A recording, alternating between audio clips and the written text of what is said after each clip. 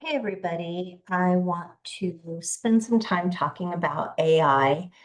It's evolving rapidly and just becoming so much more powerful. So it's really important to understand how it fits into the expectations of this class, especially when it comes to writing and the learning process. So what I'm going to do is show you some stuff in the class and then talk a little bit about it. So I'm going to share um, the class with you right here. So really what I'm going to do is go to the syllabus because I have my whole AI policy in there. I even have a quiz on it because I just want to make sure that it's really clear. So the AI situation is listed under academic honesty. So I have it titled Academic Honesty and Integrity, AI Plagiarism and You. I'm not going to sit here and read through the whole thing. I'm just going to talk about it. You can read through it so that you understand what the expectations are. Um, so, in a nutshell, the core principle in this class is that AI is cheating. When you think about it, AI simply draws from all these areas on the internet, right? So whatever you're producing in AI is just pulled from somewhere else, and it's not your authentic voice. So this would apply to, essays, research papers, discussion posts, any assignment that requires independent thought and expression. Um, so submitting work that is AI generated will receive a 0. And it really undermines your learning, your critical thinking, and the integrity of this course. So if if AI is detected and Canvas, the Turnitin process detects AI, it shows it to me, but it doesn't show it to you. um, then you'll receive a 0. Any portion, if it's just a portion of the assignment is AI, the whole assignment gets a 0.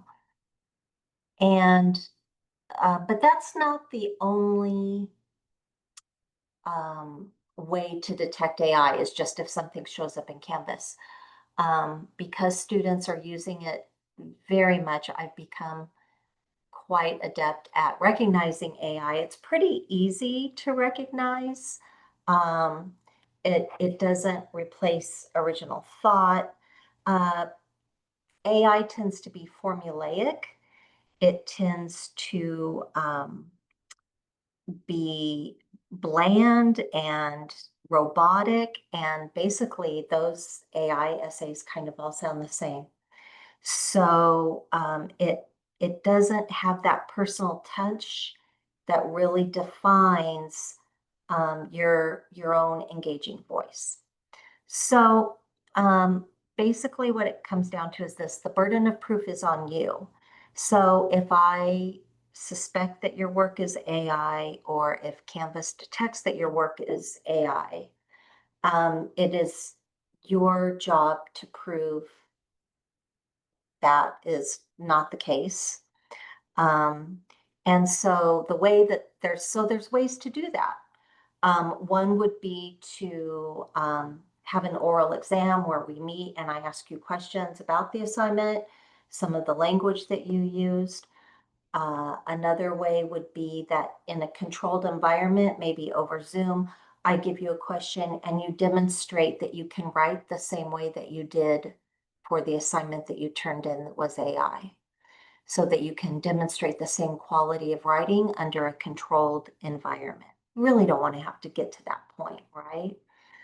Um, and another way to do it is to um, write your essays in Microsoft Word. You have access to Office 365 free for as long as you're a student. You have to set up an account. But when you write your essay in Microsoft Word, a lot of it, you want to save all your drafts and you want to document that process. And Microsoft Word keeps track of some of those things. And then you can say, look, I've got my drafts, I've got this, I've got that. So that's one way to keep the burden of proof on you and to show the originality of your work. The other thing, I also know, so students often will use AI and then they run it through an AI checker, right, to humanize the language to a degree. That's still using AI, and it really doesn't change the fact that it's formulaic and robotic. It just has a little bit more natural sounding tone, but it's still not your individual voice. Students' voices are so unique and so interesting, and that's what makes you you. I'm just going to show you an example. I'm going to stop this. I'm going to share like an example um, of like an AI. I think this is one of them here. Hang on a second. I think this is it right here. So yeah, I think this is what I'm screen sharing. So here's an example of AI, right? Like you're writing an essay on immigration, this would be the thesis, and this was one of my students' thesis. It's obviously AI. The immigration system in America is broken due to outdated policies that fail to address modern migration patterns, overwhelming bureaucratic backlogs that delay legal processing, and inconsistent enforcement that fosters confusion and inequity. So obviously AI.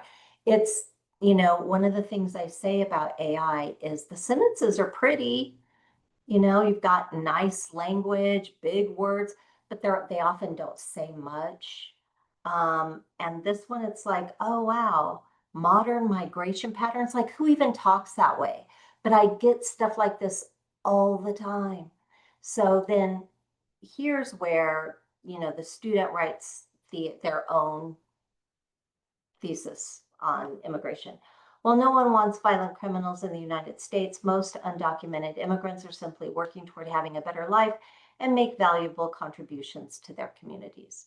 There, that's a nice academic language. I think sometimes students use AI because they think it sounds better, but it does not sound better. It just sounds like a robot.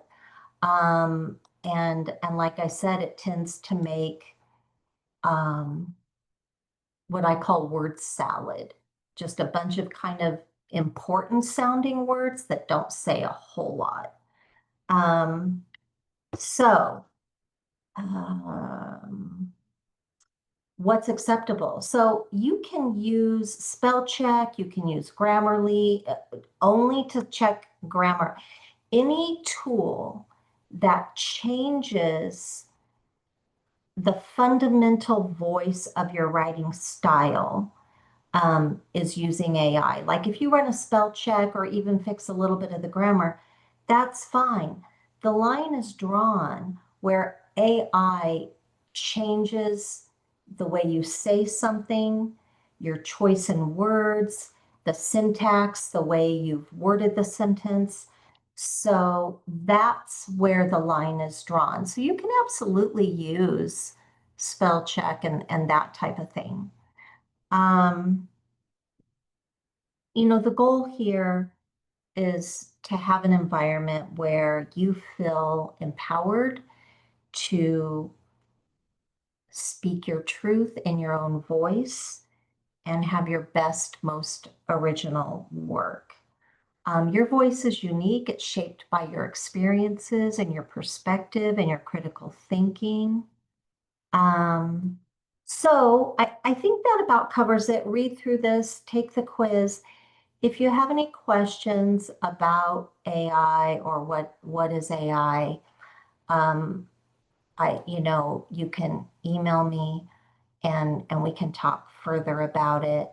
And hopefully, you won't use it at all, and then it won't become an issue as we move through the class. So if you have any questions for me, just let me know.